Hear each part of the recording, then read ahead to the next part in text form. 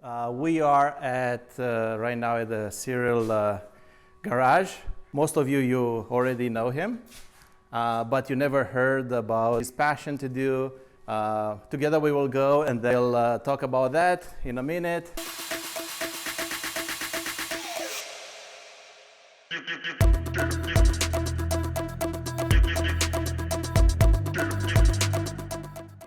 Right now we are doing a inspection.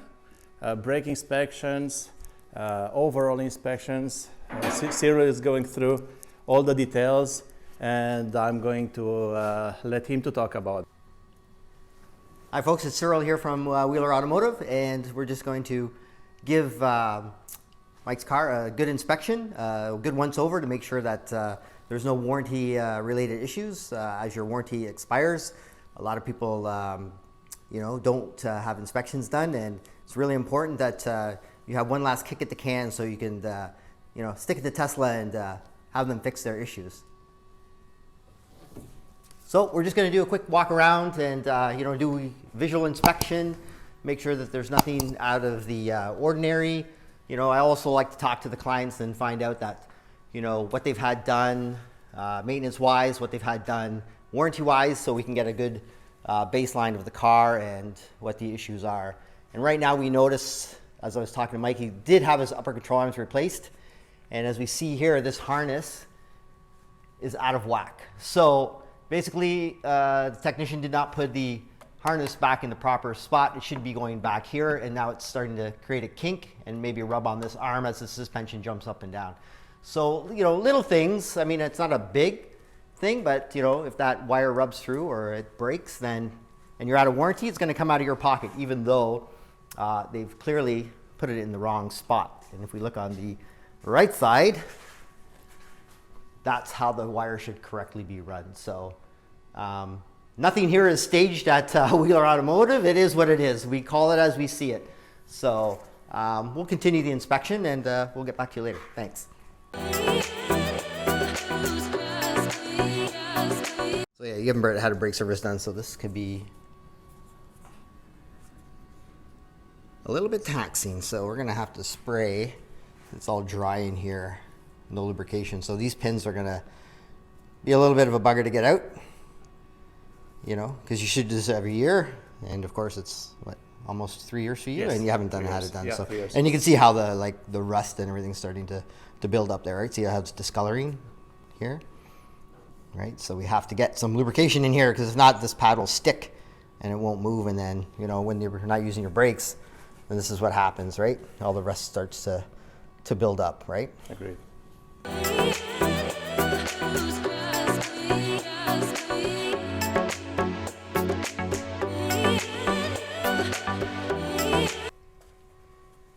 So we were discussing with Mike about the history of the car. So Mike, I think you want to explain a little bit about the history of what they've done to the car, and we can go over, what they've done, or maybe what they haven't done. So we were talking about his control arms and how they've been replaced, and we obviously saw that on the inspection, how it was, the cable was misrouted. They're under a lot of stress, a lot of pressure. They got to get the work done, correctly. And as he's reviewing his invoices and reading it to me what has been done, what hasn't been done, I've also made a note that they need to reseal the upper control arms. And then he said, well, on my invoices, they resealed the upper control arms. So let's have a look here and see if they've resealed the upper control arms. So the urethane has to go in this little seam up here. Okay, so they've billed for the job, but they haven't done the job. Now, we can look at it going like, okay, if these are the newer style upper control arms, they're supposed to be fixed and they're supposed to be resealed already from the factory. But you know what? If you're going to invoice and bill somebody something for it, you should actually do the work. So you can see here, no urethane's been set on this seam on the left upper control arm. And now let's just double check the right. Maybe they just missed the left side. Well, let's check the rest of the right side. And again here, the same, right? The newest, most recent updated control arm, they say should be sealed, but if you're gonna invoice and bill someone for something, then you need to do it. So this seam hasn't been sealed with urethane as well, as stated on Mike's invoice.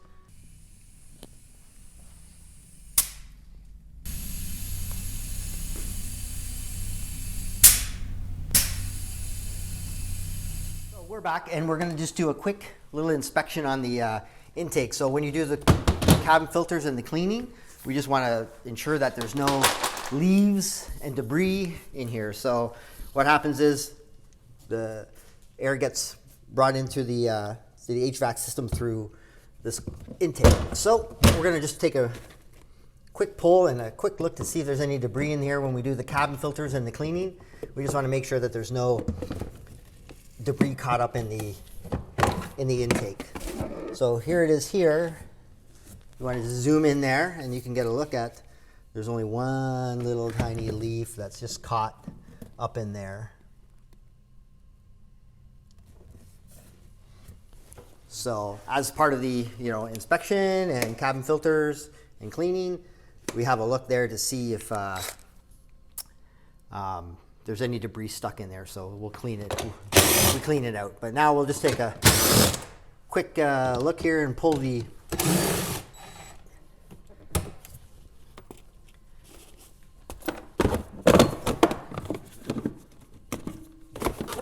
rest of the frunk apart so we can do the inspection.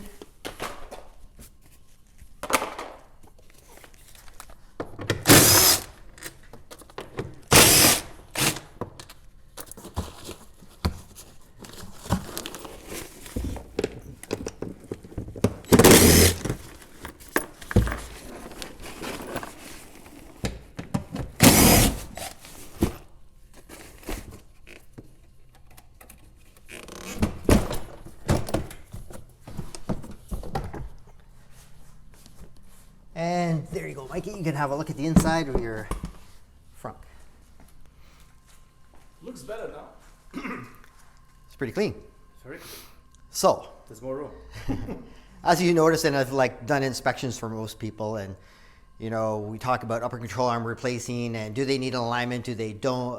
Do they do an alignment?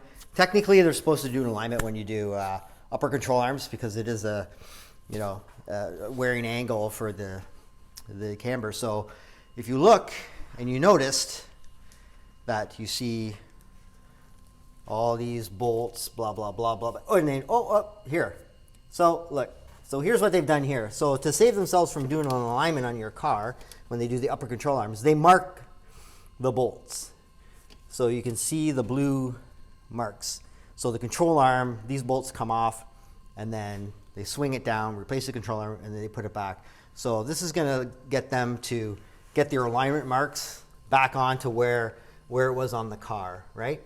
So, or to get it close. So one of two things. They mark it so they don't have to do the alignment, or they mark it to try to get it close before they put the car in the alignment rack.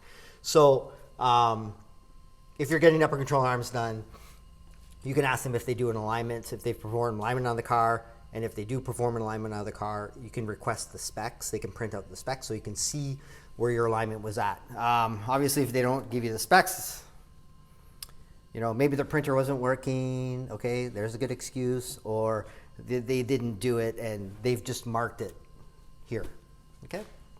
So again, when you do a proper inspection, you come see me, we talk over everything that's been done or hasn't been done.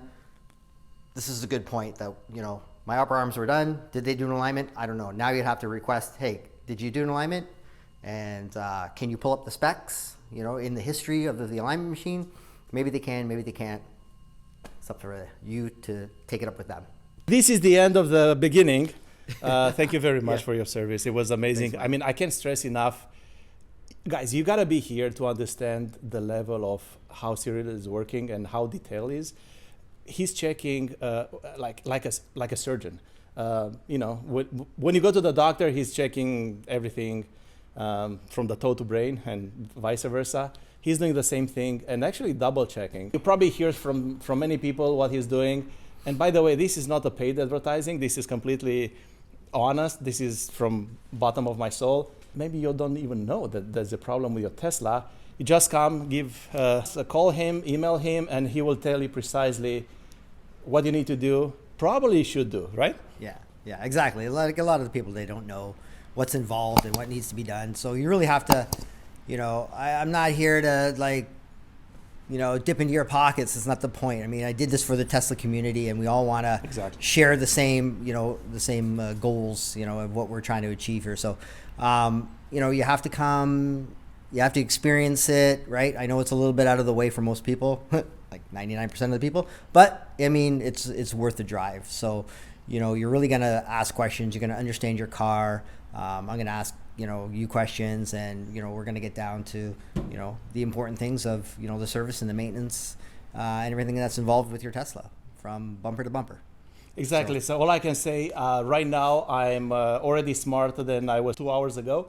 I know so much about cars from the bottom, because you know, usually that's not the proper angle we used to see every day. But yeah, that's it. With that saying, thank you very much again. Thank you very much. And see you. There's the next victim. Yeah, see you on the next one. Thank so someone else is coming. Someone else is waiting for us, and another happy owner. Okay, guys. Thank you very much. See you on the next one.